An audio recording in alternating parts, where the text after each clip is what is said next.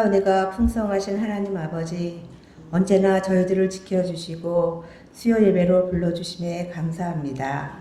지난 한 주간 하나님 앞에서 온전히 살지 못했던 순간들을 고백하며 주님 앞에 내려놓으니 용서 구합니다.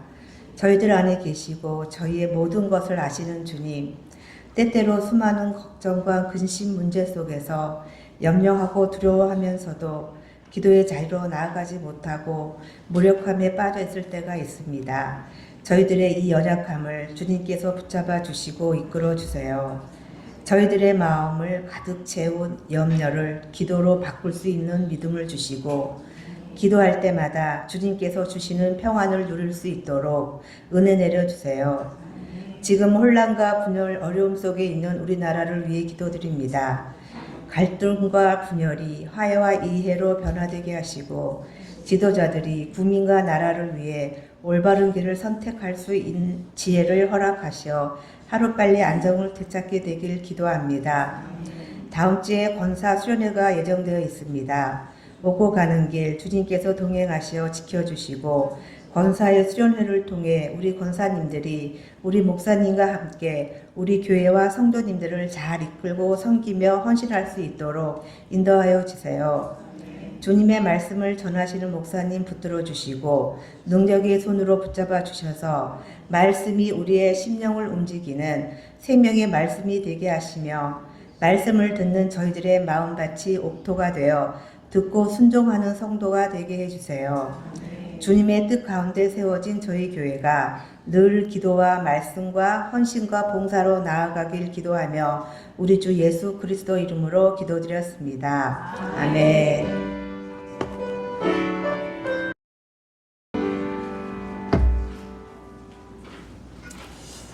가까이 계신 분들께 한번 인사할까요? 이렇게 인사하겠습니다. 오늘은 더 아름다워 보이십니다. 네. 항상 아름답지만 이게 우리가 이뻐진 걸까요?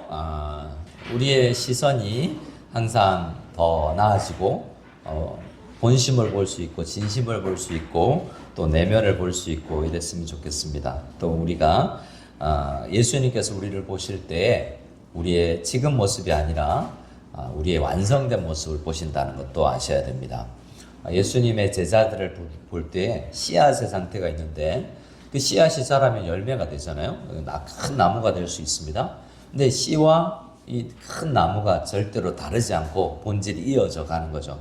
그래서 우리 주님은 여러분 어릴 때 우리 학교 다닐 때 혹시 꽃씨를 사보셨습니까?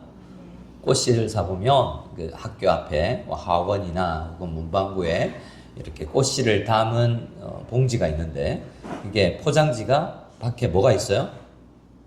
포장지 밖에 뭐가 안에는 뭐가 들었어요? 씨가 들었어요. 밖에는 어떤 그림 있죠?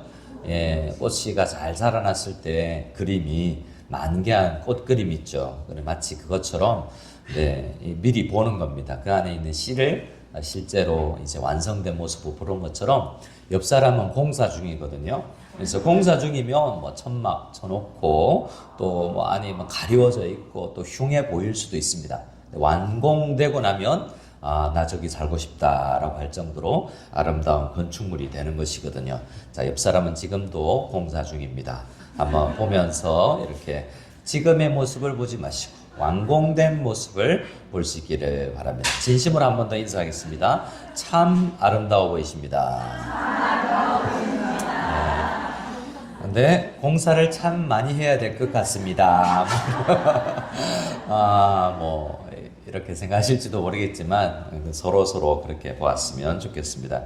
우리 함께 말씀을 볼 때 요한복음 20장 말씀인데요. 우리 1월, 2월 시리즈의 마지막 순서가 되겠습니다. 우리 요한복음 20장 19절에서 마지막 절 31절까지인데 오늘은 제가 한 절, 여러분들이 한 절 해서 번갈아서 읽도록 하겠습니다. 제가 홀수절을 읽고 여러분들이 짝수절을 읽고 마지막 31절은 같이 읽도록 하겠습니다. 제가 19절 읽습니다. 이날 곧 안식 후 첫날 저녁 때 제자들이 유대인들을 두려워하여 모인 곳의 문들을 닫았더니 예수께서 오사 가운데서 이르시되 너희에게 평강이 있을지어다. 이시니 제자들이 주를 보고 기뻐하더라. 예수께서 또 이르시되 너희에게 평강이 있을지어다. 아버지께서 나를 보내신 것 같이 나도 너희를 보내노라. 이 말씀을 하시고 그들을 향하사 숨을 내쉬며 이르시되 성령을 받으라. 너희가 누구의 죄든지 사하면 사하여질 것이요 누구의 죄든지 그대로 두면 그대로 있으리라 하시니라. 12 제자 중에 하나로서 디도무라 불리는 도마는 예수께서 오셨을 때 함께 있지 아니한지라. 다른 제자들이 그에게 이르되 우리가 주를 보았노라 하니 도마가 이르되 내가 그의 손에 못자국을 보며 내 손가락을 그 못자국에 넣으며 내 손을 그 옆구리에 넣어보지 않고는 믿지 아니하겠노라 하니라.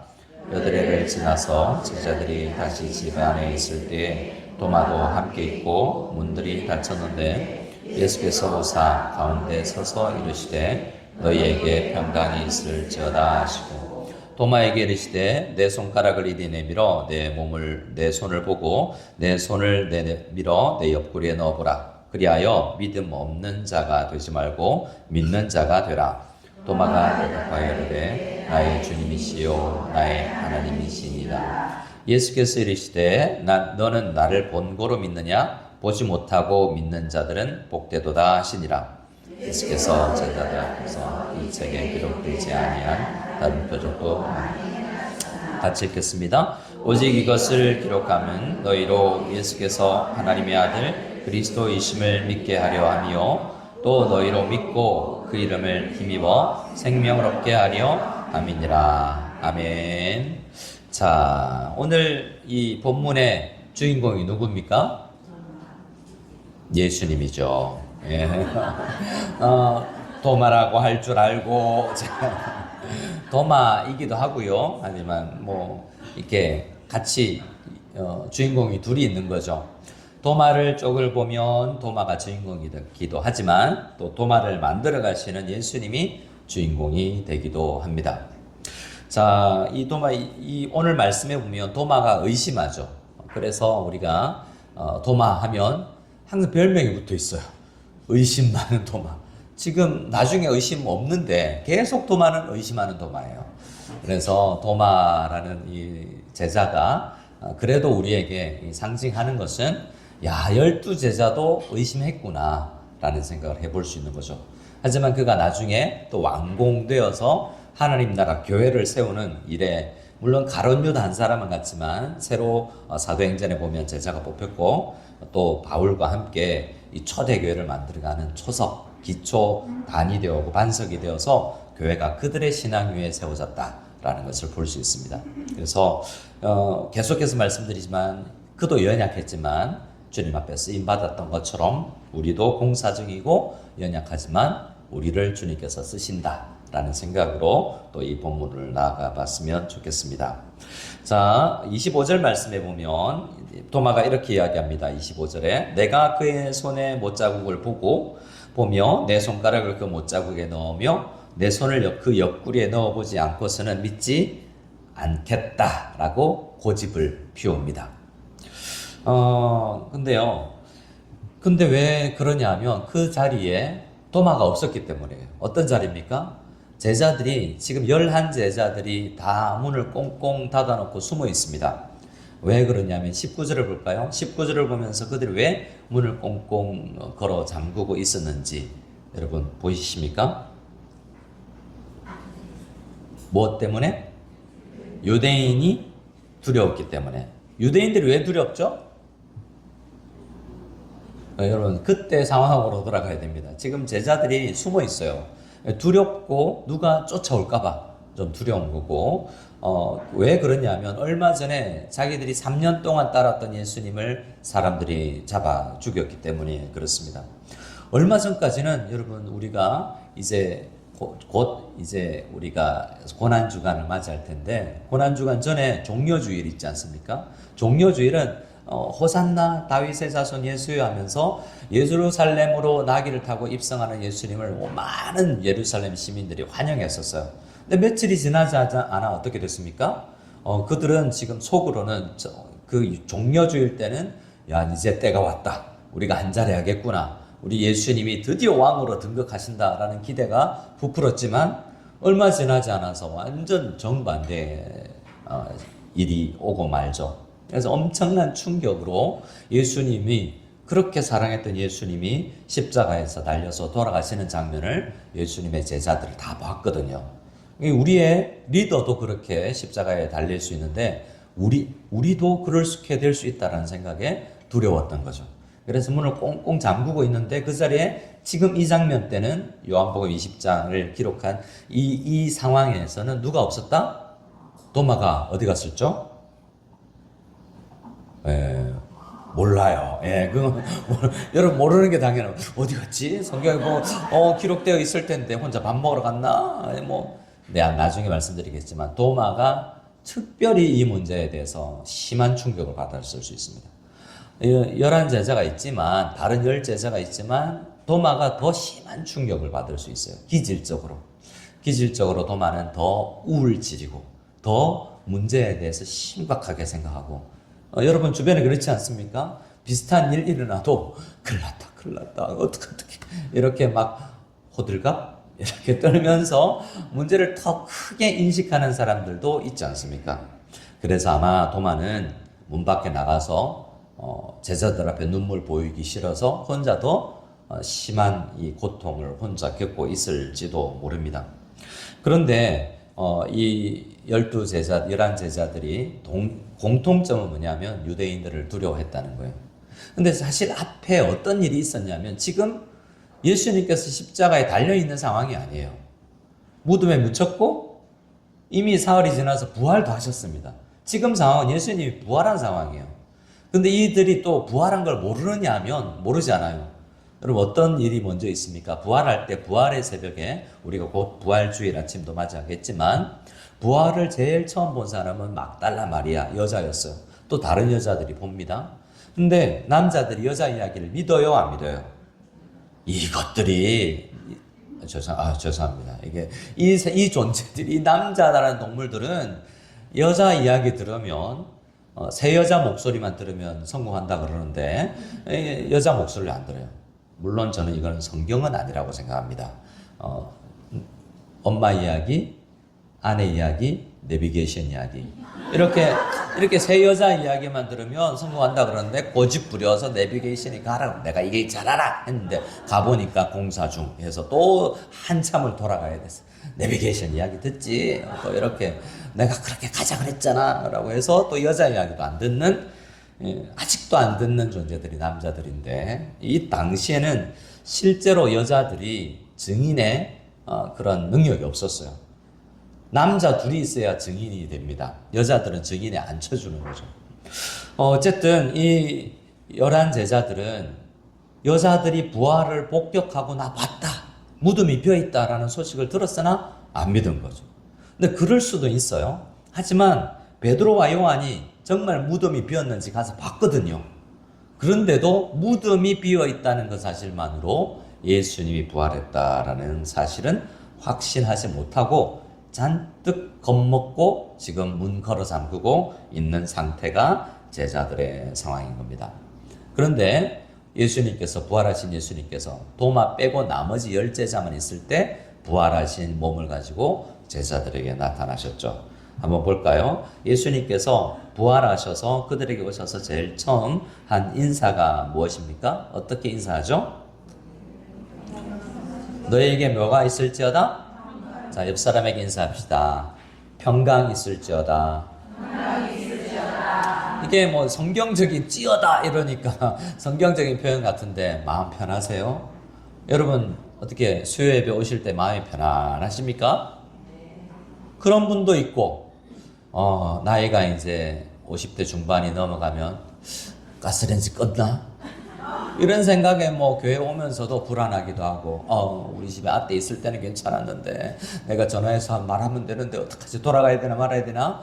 우리 여러 가지 이유로 아니면 계속해서 기도해오는 문제, 여러 가지 사업의 문제, 가정의 문제로 기도를 1년 동안 해왔지만 아직은 해결되지 않았기 때문에 우리 마음 가운데 평강이 없을 수 있습니다. 근데 주님이 부활하신 주님께서 제자들에게 제일 먼저 해준 게 뭐냐면 평강할 수 있다는 거예요. 평강할 수 있는데 평강이 없기 때문에 그들이 지금 무엇하고 있어요? 그들이 내면을 가득 채우고 있는 게 뭡니까? 단어로 이야기하자면 감정의 단어를 두려움인데 여러분은 뭐가 두렵습니까? 자, 이제 12학년을 둔 부모님은 뭐 하는 시즌이 오고 있습니까? 입시 이제 원서를 쓰고 요강들 보고 성경보다 이제 각 학교 홈페이지 자주 들어가서 이거 볼 때가 왔어요. 그리고 서류 떼러 다니고 이제 7월까지 계속 입시 치르는 때 이게 갈 수 있을까 없을까? 여러분 대부분 그런 고민이잖아요. 아, 서울대를 갈 수 있을까? MRT를 갈 수 있을까? 이 두 고민 가운데서 막 헤매잖아요. 이거 어떻게 돼야 되지? 죄송합니다. 네, 어떻게든 고민이 있어요. 염려가 있습니다. 근데 평강이 자주 사라집니다. 평강은 있었는데 예배 드릴 때 있었는데 나가면서 평강이 깨어지게 돼요. 날씨 때문에도 지금은 괜찮지만 이제 제가 듣기로 3월이 시작되면 이제 더워진다고 합니다. 예배당 나서는 순간 훅 들어오는 이 열기에 은혜를 다 까먹고 평강은 사라질 수도 있죠. 근데 주님은 우리에게 계속 이야기합니다. 평강 있을지어다. 평강 있을 수 있다. 내가 너희에게 평강 주기 위해서 십자가를 지었고 죽었고 부활했다. 라고 말씀하는 겁니다.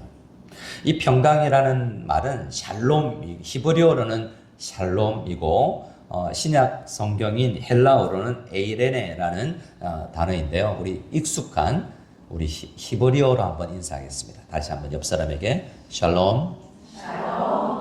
옆 사람은 살놈이에요. 그래서 죽을 사람이 아니라 살놈이거든요. 샬롬은 우리가 누려야 되는 겁니다. 정말 우리가 이 땅에 샬롬이 없이 살거든요. 죄가 들어온 이후로 우리 모든 사람이 샬롬이 없습니다. 근데 예수님을 믿고 나서 진짜 잘 믿으면 환경은 샬롬이 아니어야 되는데 우리 마음 가운데 내게 뭐 같은? 강 같은 평화가 오는 거예요. 내게 강 같은 평화가 넘친다라는 것을 찬양 때만 아니라 어려운 환경 속에서도 평화를 주신다는 겁니다. 근데 첫 번째로 주님께서 하나님과의 평안함을 주세요. 예수님께서 11 제자에게 원하는 것은 하나님 앞에 범죄했고 거짓말했고 모른다 했고 이런 사람들에게 여전히 너희는 나와 친하다. 나는 여전히 너를 사랑한다라는 그러한 평화를 우리에게 주시죠. 그리고 나서는 우리 자신과도 평화를 이룹니다. 여러분 자신이 싫을 때가 있습니까? 내가 나를 생각해도 내가 싫다 진짜. 이렇게 아무리 생각해도 내가 아무도 모르지만 작년 여름에 한 것을 내가 알고 있다. 이렇게 누군가 본 것 같고 우리는 어떠냐면 이거 봤으면 어떡하지? 들켰으면 어떡하지? 그래서 어떤 영국에 이런 누군가 전보가 있을 때 쳤대요. 많은 사람 100명에게 동시에 정확한 숫자는 모르지만 모든 것이 들통났다. 빨리 도망가라 했더니 그 메시지를 받은 사람 중에 대부분이 도망갔대요.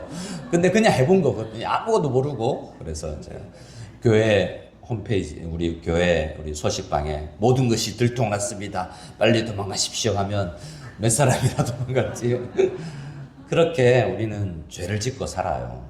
그런데 나 자신도 그걸 알기 때문에 늘 두렵고 우리는 어렵습니다. 근데 너 자신을 용서해라. 왜냐하면 하나님이 너를 용서했는데 왜 너는 너를 용서 못하니? 그렇게 일로 너를 입증하지 않아도 된다. 주님께서 너를 사랑하실 때 네가 더 많이 일한다고 더 기뻐한다고 생각하는데 그것 말고 너 많이 누려야 된다. 여러분 우리 신앙생활하다 보면 더 많이 이런 말하면 이 복음인데 이런 말하면 이제 아무도 일을 안 할까봐 좀 걱정이긴 하지만 정말 주님께서 여러분에게 원하는 건 누리는 거예요. 주님께서 우리에게 주신 자유를 누리는 게 먼저거든요. 그래서 그 누리는 게 먼저인데 그렇지 않으면 목회를 해도 선교를 해도 여러분 늘 억눌려서 내가 더 해야 되는데 라는 억압 가운데 눌릴 수 있습니다. 물론 비전과 소명으로 달려가야 되지만 첫 번째로 우리에게 있어야 될 것은 내가 평강을 누리는 거예요. 오늘 아침에 내가 기도하면서 야, 나 못났지만 주님께서 나를 쓰신다라는 이 누림이 없으면 또 일도 못하는 거거든요. 일을 하기는 하지만 금세 지쳐버리고 우리가 탈진의 상태에 이를 수밖에 없기 때문에 항상 누리는 것이 먼저 되어야 되는 것입니다.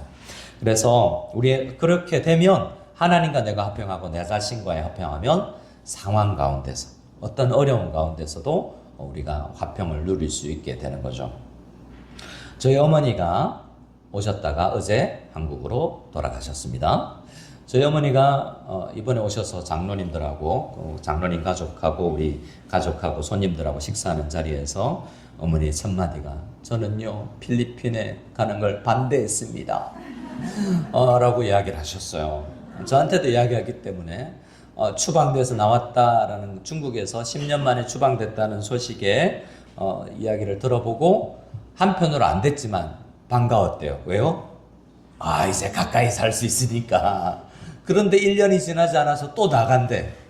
게다가 교회한테 미웠대요. 교회가. 왜 구정이라도 보내고 부르지 왜 1월 첫 주부터 오라 그래가지고 우리 아들 그래서 장로님 한 분이 구정 지나고 오시라고 그럴 걸 그랬나? 라고 이야기했다지만 그만큼 엄마 마음이잖아요. 어머니 마음. 저희 어머니는 어릴 때부터 제가 전도사 생활할 때부터 목사 안 하면 안 되겠니? 그 새벽 기도하는 거 그거 어려운 거 안 하면 안 되겠니? 늘 목사들을 보면 새벽에 같이 일어나서 일하는 그게 늘 힘들어 보였나 봐요. 그래서 새벽 꼭 그 일 해야 되겠니? 그리고 마지막에 제가 여기 오기 전에도 차라리 필리핀 가지 말고 내가 택시 사줄 테니까 차라리 필리핀 가서 목사하느니 택시 운전해라. 이런 마음, 그 엄마의 마음이에요. 엄마의 마음. 결론적으로 왔다가 필리핀 마닐라 한인연합교회 성도님들을 보고 가면서 잘 왔다. 마음 편하다. 이제 마음을 놓을 수 있다라고 고백하고 가셨습니다. 여러분이 참 좋아 보였나 봐요. 저는 다름이 없는데 여러분이 하시는 거나 표정이나 많은 섬김을 보고 편안하다라고 생각하고 가셨습니다. 저희 가족들이 다 손님들도 그랬습니다. 자, 저희 어머니가 이야기한 그거 새벽 기도하면 힘든 직업인데 빠지지도 못하고. 근데 있잖아요, 여러분. 지금 저보다 새벽 기도 더 안 빠지는 분이 우리 어머니세요. 이번에 오셨을 때도 새벽 기도 할 때는 늘 오셨잖아요. 저는 휴가 받아서 저희 고향에 갈 때 새벽 기도 안 나갑니다. 좀 더 자야지라고 생각하고 안 나갈 때도 있습니다. 그런데 저희 어머니는 언제나 새벽 기도 하세요. 우리 어머니가 어릴 때 전도사 생활 시작하는 저 보고 새벽 기도 안 하는 직업 하시면 안 되겠니 했던 그분이 지금 뭐 하고 있어요? 지금 어느 누구보다 더 열심히 새벽 기도 하는 그 모습을 저는 보는 거죠. 왜냐하면 기도하는 사람이 어려운 환경에 놓여 있지만 그게 없으면 어려워 보이지만 그 기도하면서 주님과 화평을 누리는 게 없으면 어려움을 이겨내지 못하는 겁니다. 그래서 우리가 새벽을 깨워서 기도하는 거죠. 새벽 기도는 하나님 앞에 잘 보이려고 하는 게 아니라 평화를 누리고 힘을 얻는 과정입니다. 그래서 구독, 좋아요 다 하시죠? 네. 언젠가 발본 세권하여서 그래도 아침 첫 시간이라도 그 말씀을 듣고 함께 묵상하며 나갔으면 좋겠습니다. 주님께서 평강 있을지어다 라고 이야기한 건 그냥 말로만 하는 게 아니에요. 십자가가 필요 없는 게 아닙니다. 평강을 주기 위해서는 우리 모든 죄를 지고 십자가를 지시고 부활하시고 그 모든 과정을 거쳐야만 우리에게 평강을 주실 수 있어요. 그래서 그분이 우리에게 평강할 수 있습니다 라고 이야기하면 정말 평안을 누릴 수 있구나라고 받아 누려야 되는 것입니다. 그런데 21절을 한번 보고 거기에 어떤 인사가 또 있는지 볼까요? 21절에 주님께서 어떻게 이야기하십니까? 자, 인사가 반복되죠. 예, 평강 있을지어다라고 다시 말씀하시잖아요. 앞에 인사했잖아요. 근데 다시 한번 인사하죠. 성경은 이럴 때 3번, 4번 해도 한 번을 했다라고 줄일 수 있지 않습니까?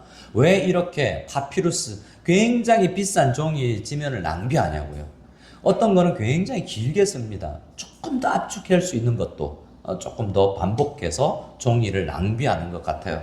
왜 그러냐면 부활하신 주님께서 다시 한 번 더 우리에게 주시는 것이 평안 누리라니까, 샬롬을 누릴 수 있다라고 우리에게 강조하시고 역설하시는 것입니다. 정말 부활하신 주님께서 11제자뿐만 아니라 우리에게도 이야기하는 것이 평강을 누려야 된다라는 것입니다. 우리 다시 한번 반복해서 인사하겠습니다. 평안하시기를 바랍니다. 아멘. 그래 평안하셔야만 우리가 그리스도의 제자, 대사, 앰버서더가 될 수 있습니다. 주님께서 그 다음 우리 제자들에게 임무를 맡기시거든요. 이제 너희는 이 땅에 가서 아버지께서 나를, 21절에 아버지께서 나를 보내신 것 같이 나도 누구를? 너희를. 그러니까 옆에 있는 분들, 우리 모두가, 모든 제자들은, 예수의 교회를 다니는 우리 성도들은 주님께서 보내주신 사도다라는 생각을 할 필요가 있습니다. 이 나라에도 대사관이 있죠. 대사관이라 부릅니까? 영사관이라고 부릅니까? 네, 대사관 있고 그 안에는 대사도 있고 그러면 영사도 있겠죠. 자, 그 사람들이 함부로 이 사회에서 살면 좀 안 되겠죠.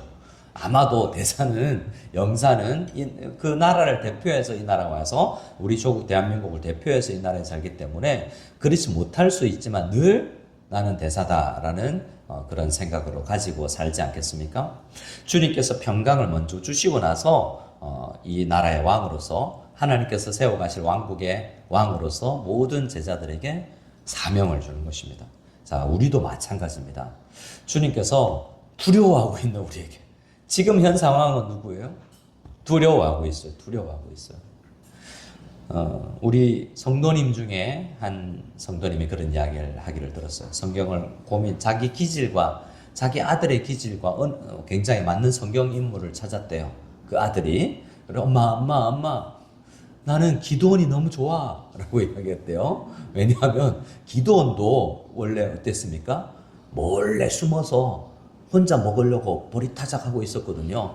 그런데 주의 사자가 나타나서 강한 용사요 이렇게 이야기하는 거예요. 어떤 상황이냐면, 군대 가면 여러분, 옛날 군대 가면 저도 그랬지만 뭐 건빵이나 초코파이 이런 거 하나 받을 때 있잖아요. 교회 갔다가 종교 생활하느라고 교회 가서 초코파이 하나 받아와서 이 아까운 걸 그냥 안 먹고 건빵 주머니에 넣어서 와서 이제 밤 11시쯤 부실시 일어납니다. 이게 늘 공동체 생활을 하니까 혼자 먹으려면 우리 고참에게, 점호 보는 사람에게 화장실 좀 다녀오겠습니다. 다녀와. 화장실 변기 위에서 문 닫고 혼자 초코파이를 까먹는 거예요. 이렇게 쫌생이, 그거 좀 나눠 먹어도 될 텐데, 그렇게 지금 기도원이 어떤 사람이냐면 혼자 초코파이 먹으러 화장실에 앉아 있는데 문이 벌컥 열리더니, 야, 기도원 강한 용사요 이렇게 이야기하시니까 너무너무 이상하잖아요. 근데 그 쫌생이 기도원이 어떻게 돼요? 실제로 강한 용사가 되잖아요. 지금 이 제자들은 두려워서 문 닫고 떨고 있단 말입니다. 근데 주님께서는 여전히 떨고 있는, 주님께서 평강이 있을지어다 한마디 했다고 갑자기 평강이 생기잖아요. 안 와요. 그들이 그것을 묵상하면서 이제 사명을 감당하는 사람이 되거든요. 그들은 예수님께서 이 땅에 오셔서 죽으신 것처럼 12제자 모두가 가룟 유다 빼고 다 순교했습니다. 그들은 지금은 두려움에 떨고 있지만 그들은 나중에 이 사명을 감당하는 순교의 자리도 기꺼이 가고, 베드로는 나 예수님처럼 십자가에 정상적으로 못 달리겠다, 거꾸로 나를 매달아 달라고 할 정도로 주님 앞에 죽기까지 충성한 사람들이었던 것입니다. 그래서 주님께서는 우리에게 평강을 주시고 사명을 주시는 겁니다. 사명이 문제가 아닙니다. 평강을 누리고 사명을 감당하는 우리 모두가 될 수 있기를 소원합니다. 그리고 나서는 22절에 주님께서 숨을 내쉽니다.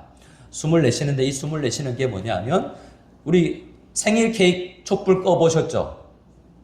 Happy birthday to you 이렇게 하고 후 부르듯이 성령을 보내주신다는 거죠. 성령을 받으라라고 이 모션을 행하셨는데요. 곧 지나지 않아서 이제 오순절날 성령을 받게 됩니다. 성령의 약속이거든요. 이것도 마찬가지입니다. 지금은 두려워 떨고 있죠. 또 우리에게 힘을 주시는 분이 있는데 그분이 누구시다? 성령님이시라는 거죠. 성령님은 기운이 아니지만 그 인격체이지만 또 눈에 보이지 아니하시지만 우리와 함께 하세요. 그러니까 우리는 성령님이 임하셨다라는 것을 이 숨을 불어내실 때에 제자들이 아마 이 바람을 느꼈을 수도 있습니다. 선풍기 1단. 우리는 이 느낌만으로 이게 1단이다 혹은 2단이다 3단이다 알 수 있어요. 그렇지 않습니까? 강도를 느낄 수 있지 않습니까? 마치 우리가 이 바람이 올 때에 그렇지. 바람이 스칠 때 예수님께서 입김을 세게 부르면서 내가 느꼈던 그 호흡처럼 주님께서는 우리에게 바람 숨결 안에서도 성령이 계시다라는 것을 느낄 수 있게 하신다는 거죠. 자, 성령이 우리에게 계신다는 것은 영원히 떠나지 아니하시며 우리와 함께 하신다는 것이거든요. 그분이 함께 있기 때문에 또 사명을 감당할 수 있는 것입니다. 자, 근데 문제는 뭐냐면 이 모든 일이 있을 때 도마가 있었다 없었다? 이게 문제예요. 나머지 열 제자들은 이제 흥분했어요. 두려움에서 이 과정을 거치면서 열 제자들은 이제 뭔가 할 수 있다라고 으쌰으쌰 하게 된 겁니다. 그런데 도마가 없었던 것이죠. 부흥회를 하거나 김영년 목사가 부임하고 나서 2달 동안 함께하지 않았던 성도가 3월 달에 교회를 와서 뭐지? 저 사람들이 왜 저렇게 들떠있지? 라고 생각하는데 야, 너 몰라? 무슨 일인데? 너 유튜브도 못 들어봤어? 아니면 너 취임식 때도 안 와봤지? 이렇게 뭔가 모든 게 빠져있었던 사람이 와서 그 분위기를 못 따라오는 사람이 있는데 도마였다는 겁니다. 제가 예를 들었지만, 제가 오고 나서의 변화나 이런 것이 아니라, 이 주님께서 부활하신 주님을 만나고 나서 경험한 이 놀라운 은혜 시간에 그 한 사람만 빠져 있었어요. 자, 질문합니다. 주님은 도마만 미워하시죠? 어떻습니까? 주님이 생각해 보세요. 11제자 다 있을 때가 있었겠어요? 없었겠어요? 있었겠죠. 하필이면 주님은 도마 싹 빠졌을 때 짠 나타나셔가지고 자 평강 있을지어다 이러고 도마 오면 나중에 전해줘 이렇게 도마만 빼고 이야기하신 이유가 있다는 거죠. 그것은 끝까지 주님께서 하시는 것은 맞춤형 은혜여서 도마에게 꼭 이 시기에 11명에게 한꺼번에 대단위로 강의로 했을 때 변화될 수 없는 것을 맞춤형으로 그에게 뭔가 변화시켜 주기 위해서 도마를 위해서 도마가 없을 때 나타나셨다라는 생각을 할 필요가 있습니다. 우리 기질이 다 같지 않거든요. 앞서도 말씀드렸지만 도마는 좀 우울질이 있어요. 그래서 더 크게 문제를 받아들입니다. 더 크게 상심해요. 그래서 도마의 그 문제를 해결하기 위해서 주님은 도마가 없을 때 나타나셨던 것입니다. 근데 도마가 믿어요? 안 믿어요? 25절을 볼까요? 25절 다시 한번 도마의 일, 내가 그의 손에 도마의 이야기만 같이 읽어보겠습니다. 같이 있습니다. 내가 그의 손에 못자국을 보며 내 손가락 그 못자국에 넣으며 내 손을 그 옆구리에 넣어보지 않고는 여러분 가운데 이런 분들 있습니까? 뭔가 봐야 믿겠다라고 한 사람 있지 않습니까? 저희 아버지가 그랬어요. 이번에 오셔서도 저희 어머니가 저희 장로님들하고 이렇게 몇 분 앉아서 따로 대화하는 가운데 본인 어떻게 교회 다니셨나라는 이야기를 했어요. 본인 어떻게 교회 다녔는지. 우리 아버지 어머니가 둘 다 허리 디스크가 왔습니다. 근데 어머니가 먼저 허리 디스크가 와서 서울 우리들 병원에서 검증받아보고 수술밖에 방법이 없습니다 그랬거든요. 그래서 수술하지 말라고 그랬어요. 제 아버지가. 함부로 칼 대는 게 아니다 이러면서 그랬는데 아버지가 갑자기 허리 디스크가 급성 또 일어서지도 못할 정도로 왔어요. 아버지가 먼저 수술을 받았어요. 그래서 아버지가 먼저 우리들 병원에 수술 받는데 어머니는 허리를 아픈 가운데서 병수발 두고 이렇게 있는데 어머니가 그때 전도를 받으신 거예요. 그때 전도를 받았는데 어머니가 저에게 말씀하셨어요. 아들아 네가 다녔던 교회 말고 그 200m 옆에 있는 그 성결교회 가도 되니? 가도 됩니다 어머니. 성결교회 다니는 어떤 집사님이 전도를 해서 가시게 된 거예요. 그 교회 초신자 과정을 거치면서 그 수련회를 갔는데 초신자 수련회를 갔는데요. 허리가 나은 거예요. 그리고 평생 안 났던 무릎과 발목과 몸 이게 나았어요. 근데 꿈에 산신령 같은 하얀 통으로 짠 옷을 입은 분이 꿈에 나타났었대요. 그래서 무릎 아픈데 파스를 이렇게 발라줬는데 깨어나 보니까 멀쩡하게 나았던 것입니다. 근데 이야기를 했을까요? 안 했을까요? 안 했어요. 부정 탈까봐. 나았는데 이게 말하면 부정 타서 다시 도질까봐 말 안 하고 이렇게 있었는데 나중에야 그리고 나서 지금까지 저희 어머니는 그때부터 지금 한 15, 16년 전에 그렇게 어머니가 예수 믿고 이제 교회를 다니셨는데 지금 그 교회에서 제일 열심히 성경 읽고 새벽 기도하고 열심히 있는 성도가 되는데 그 이후로 고추 따러 다니고 밭에 다니고 사다리 타고 올라가서 과일 따는 일도 하고 사다리에서 떨어져도 감사금을 내셨다고 그러더라고요. 왜냐하면 사다리에서 떨어졌는데 안 다치게 해주셔서 감사합니다. 그래서 감사가 넘치는 신앙생활을 하는데요. 그걸 옆에서 지켜보고 있던 저희 아버지 신기하네. 그 아버지 교회 다니기 시작할 때 저희 아버지가 그랬거든요. 야, 기도해서 나을 병이 있고 낫지 않을 병이 있지. 디스크 같은 병은 수술 외에는 다른 방법이 없다 라고 했던 분이 만약에 네가 교회 다녀서 곧 낫는다면 내가 가겠다 안 가겠다? 가겠다 라고 했는데 2년 동안을 안 오셨어요. 그래 다니는 걸 보고 아마 다시 도지는지 안 도시는지 이런 걸 이제 뭐 지켜보셨는지 몰라도 2년이 지난 어느 날 아버지께서 교회 몇 시가냐? 10시 40분에 출발해야 됩니다. 10분 만에 가지만 일찍 가야 됩니다. 그래서 아버지가 그날부터 따라오셔서 그 교회 집사 되시고 그 교회 장례로 천국 가셨습니다. 저희 아버지도 굉장히 의심이 많고 두드리고 또 두드려야 되는 모든 종교를 믿지 않고 저희 할머니가 정말 유명한 보살님이셨거든요. 그런데 새벽에 저는 어릴 때 천수경 반야신경 듣고 일어났던 사람입니다. 새벽 3시부터 저희 할머니는 천수경 반야신경 카세트 테이프 틀어놓고 연주 돌리면서 기도하시는 분이었거든요. 온 집안이 우리 할머니의 덕으로 잘 되는 거다 이렇게 생각했던 집안이었어요. 근데 우리 정말 효자였던 우리 아버지는 그 불교도 믿지 않았어요. 종교는 없는 거다 라고 생각하고, 그리고 어느 날 저희 아버지가 정조 할아버지가 저희 할아버지가 일찍 돌아가시고 저희 아버지 5살 때 돌아가시고, 그리고는 이제 엄한 할아버지 마을 훈장님 밑에서 자라나셨는데 잘못만 하면 엄청 때리는 거예요. 그래서 할아버지가 무서워가지고 집을 안 오고 마을에 입구에 있는 성황당에 들어가서 잤거든요. 근데 마을 점쟁이가 귀신 들렸다, 일찍 돌아가신 고모 귀신이 그 아버지한테 들어가서 그래서 저가 집을 안 오고 저렇게 무서운데 혼자 자는 거다라는 이야기를 하고 구슬했대요. 저희 아버지가 그 7살, 8살 때 그 자기를 놓고 굿하는 모습에 신은 없는 거다라는 확신이 들었대요.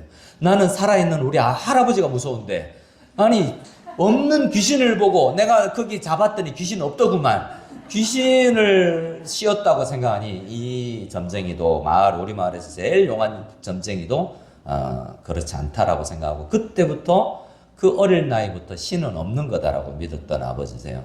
그런데 하나님께서 그에게 맞춤형 과정으로 60세가 넘어서 주님께서 부르신 거죠. 도마도 마찬가지입니다. 의심이 많은 도마의 맞춤형은 이런 과정이 필요했기 때문에 그렇습니다.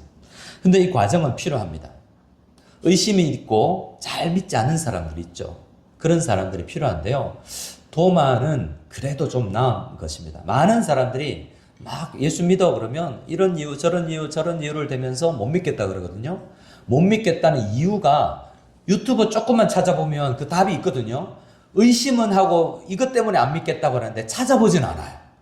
대부분의 사람이 책 한 것만 읽으면 역사적으로 여러 가지로 해석이 되는데 찾아보지 않습니다. 그런데 도마는 그래도 일정한 조건이 갖춰지면 믿겠다라고 하는 회의를 하는 사람이었거든요. 주님께서는 그의 스타일을 아시고 다시 찾아가 주셨던 것입니다. 그래서 주님께서는 이 도마가 가진 정서적인 우울증 기질, 이런 기질을 가진 사람이 어떻게 해야 예수님을 믿을 수 있는지 충격요법을 주기를 원하셨고요. 또 주님께서는 도마가 어떤 성경 앞에 내용들을 보면 도마가 몇 마디를 남겨놓는 것을 볼 수 있거든요. 예를 들어서 나사로가 죽었다라는 이야기를 듣고 도마는 따라가면서 우리도 죽으러 가자 이렇게 이야기해요. 정말 주님은 잠들었다 내가 깨우러 간다 그러거든요. 도마는 나사로 죽었는데 나사로를 함께 간다는 주님의 이야기를 엉뚱하게 해석하고 우리도 죽으러 가자 이렇게 이야기하는 특이한 성향을 가진 그 기질이 있었다는 거죠. 누구보다도 예수님은 그를 더 잘 알아서 그렇게 맞춤형으로 교육을 시키신 것입니다.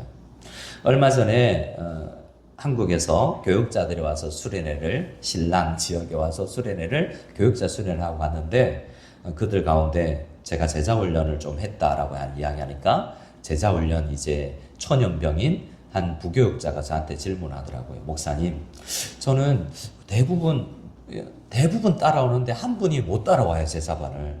어떻게 해야 되죠? 그렇게 질문하더라고요. 제가 대답을 해드렸죠. 그분이 몇 점짜리라고 생각하느냐? 제자반은 70점을 넘겨야 수료합니다. 근데 그분은 몇 점이냐? 그분은 어떻게 입학을 했는데 30점 정도밖에 안 돼요.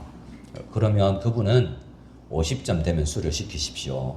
왜냐하면 그분이 70점은 되기 어려우니까 맞춤형 숙제를 주세요. 모든 사람이 같지 않습니다. 어떤 사람이 다 동일한 숙제를 할 수가 없어요.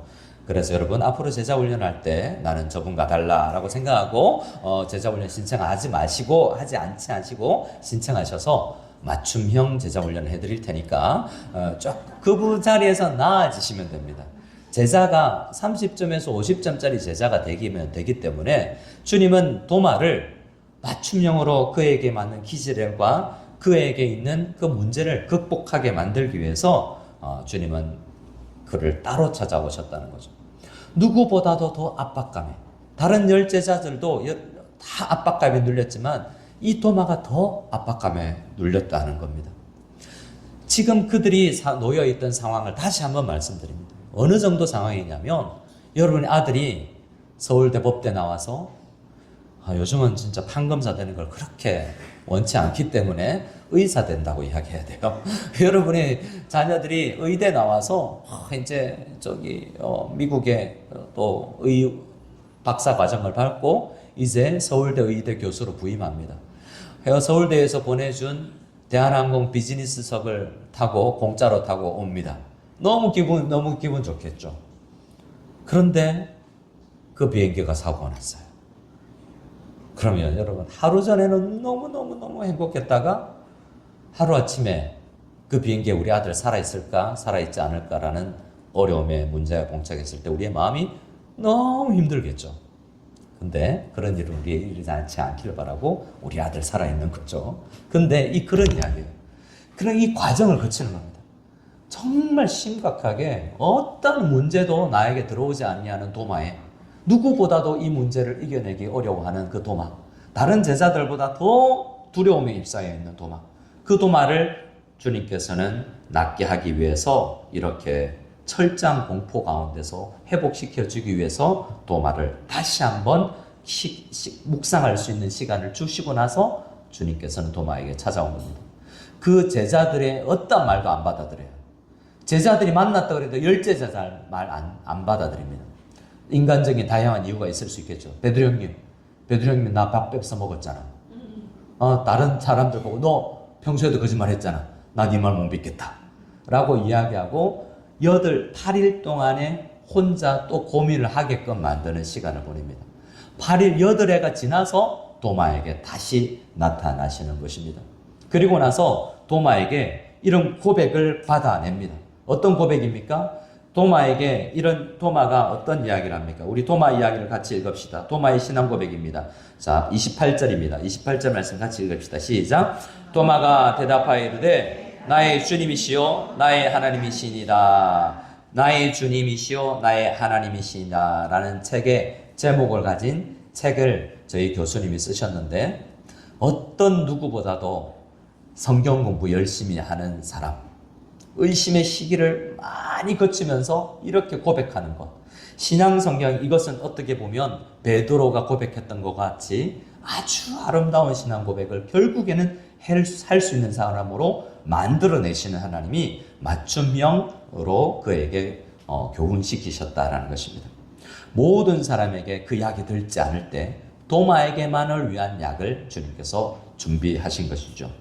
근데 가장 중요한 표현이 무엇이냐면 29절이 오늘 말씀에서 가장 중요합니다. 29절 말씀을 같이 읽어보겠습니다. 시작. 예수께서 이르시되 너는 나를 본고로 믿느냐? 보지 못하고 믿는 자들은 복되도다 하시니라. 자, 묻습니다, 여러분. 여러분, 예수님 봤어요? 못 봤어요?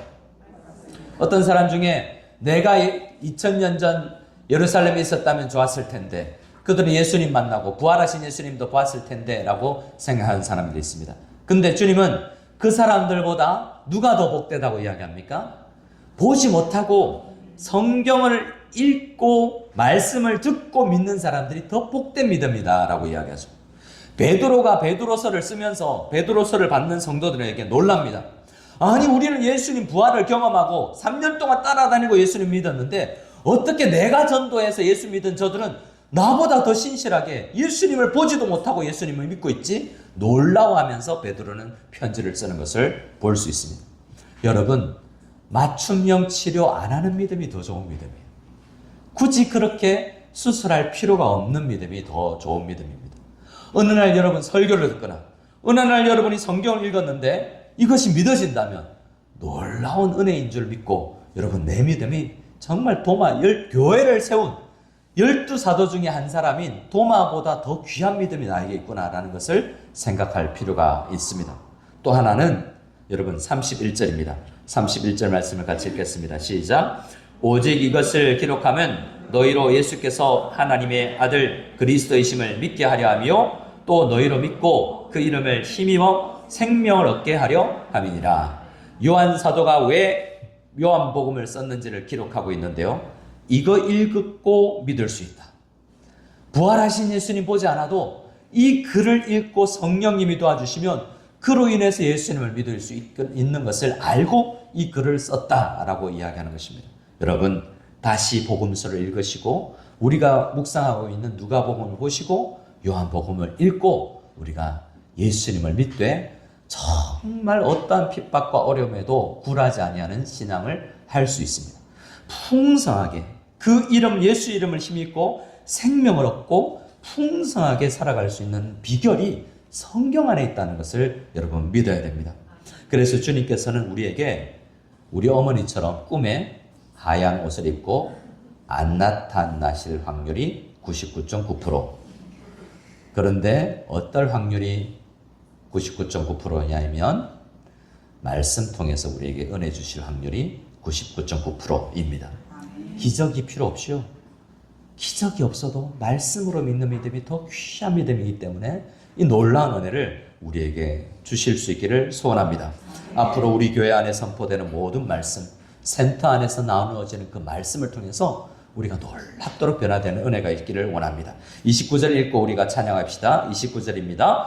예수께서 이르시되 너는 나를 본고로 믿느냐? 보지 못하고 믿는 자들은 복되도다 하시니라. 옆 사람을 축복하겠습니다. 참 복되십니다.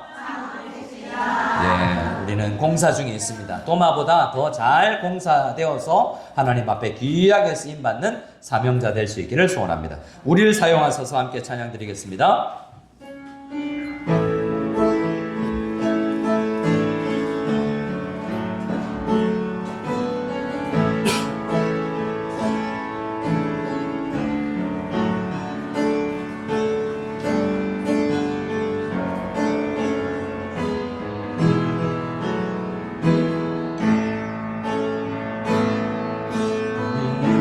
소원이 하나인데 주님 다시 오신 그날까지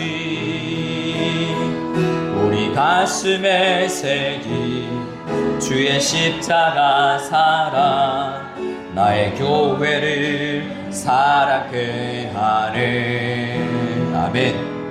주의 교회를 향한 우리 마음 희생과 포기와 가난과 고난 하물며 죽음조차 우릴 막을 수 없네. 우리 교회는 이 땅의 희망.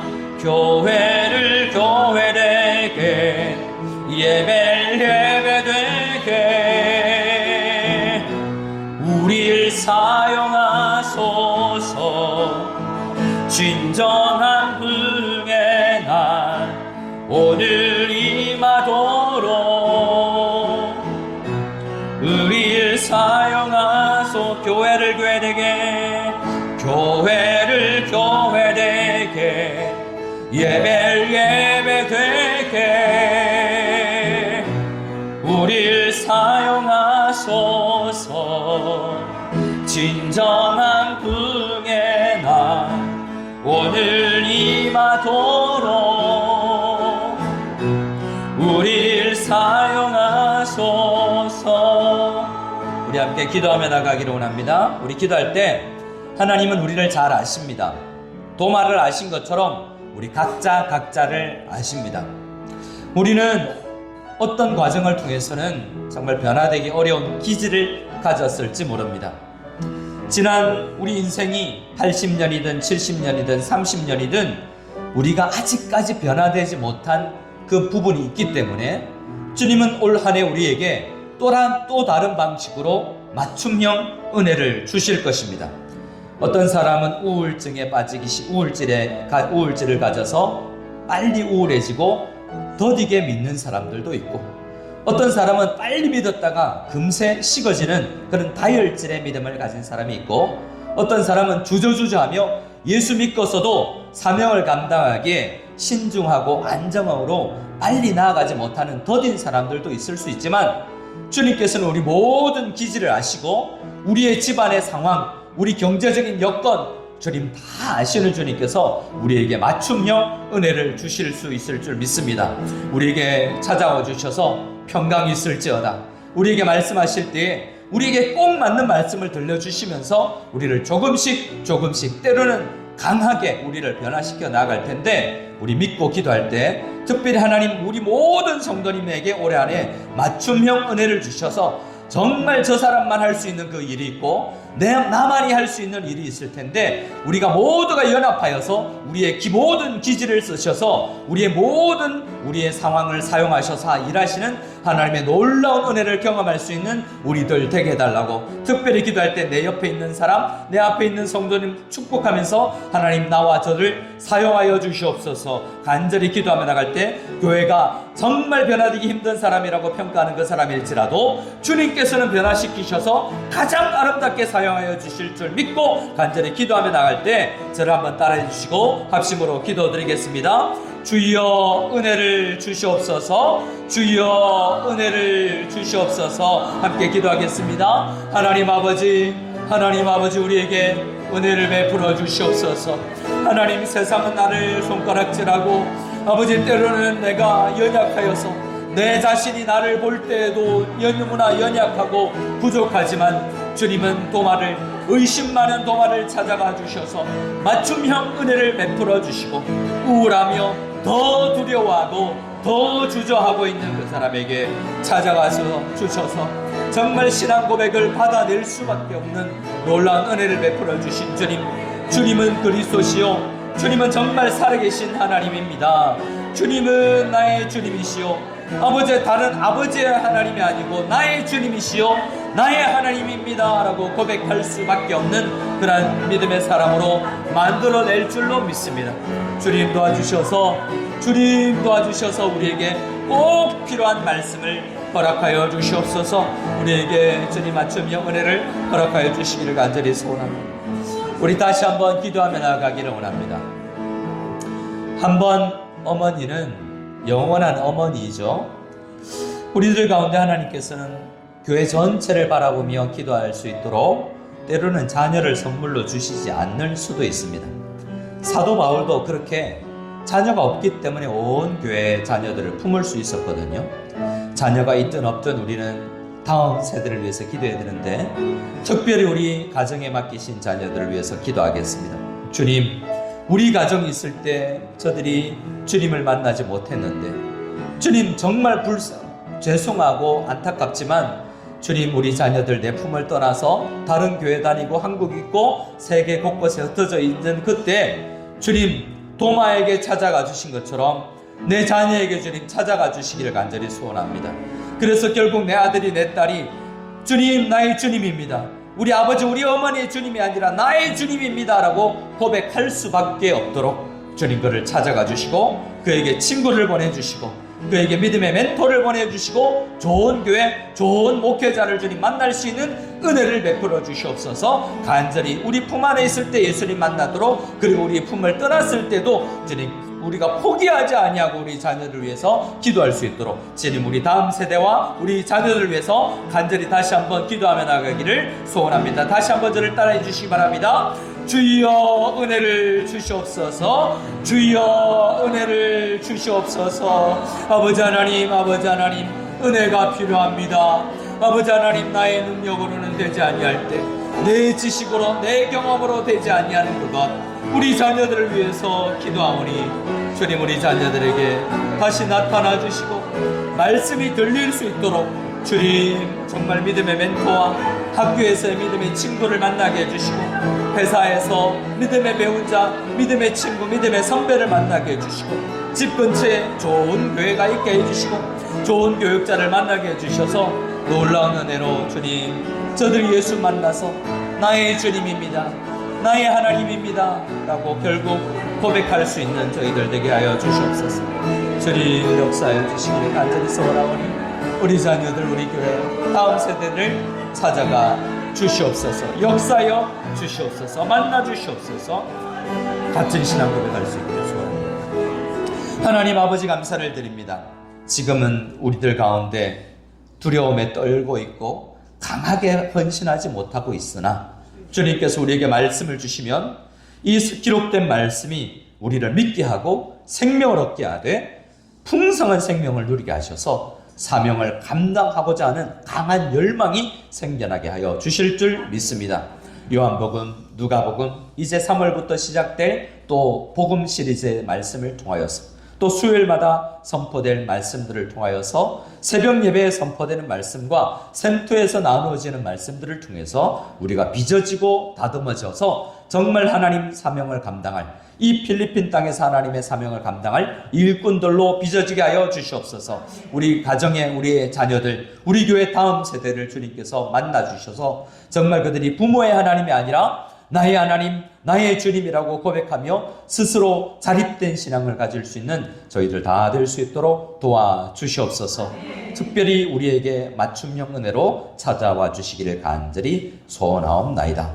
이제는 우리 주 예수 그리스도의 한이 없는 은혜와 지극하신 하나님의 사랑과 지금도 우리를 떠나지 아니하시며 우리에게 용기를 주고 말씀을 읽을 때 그것을 깨달을 수 있고 적용할 수 있도록 하시는 성령 하나님의 교통의 은혜가 지금으로부터 영원까지 모든 마닐라 한인학교 성도들 머리 위에 있을지어다. 아멘.